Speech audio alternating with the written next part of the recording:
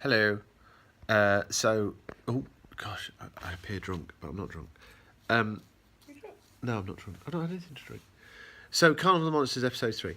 Do you know, it's funny this. Like, there's so many things about this particular episode and story generally that should kill it.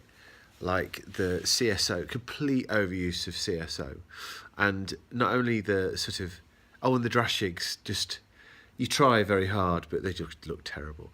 And how the perspective is always wrong. So the size of the Doctor when he comes out of the machine is clearly off. And what's the other thing that was right? Like when he came down the rope, and the Drashig seems to change size every 5 minutes. So there's loads of things about this that are wrong.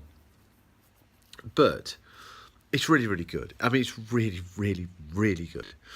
I think the dialogue is top rank. I think it's very funny.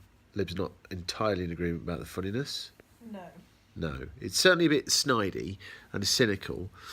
But that whole sort of knowingly looking at bureaucracy and the machinations. There's loads of interesting stuff going on, like with the law as well. So the Doctor's banning of the miniscope. And I like the contrast between the Doctor being influential enough to have this thing banned across the whole universe, the implication, and yet within the story himself is just stuck inside it. I really like Doctor Who stories where the Doctor, for at least some portion of it, is a tiny part of the story.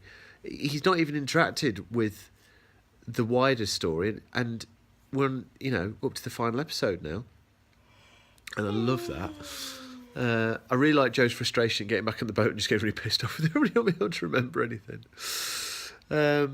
And it's just a class story. It's just a class story.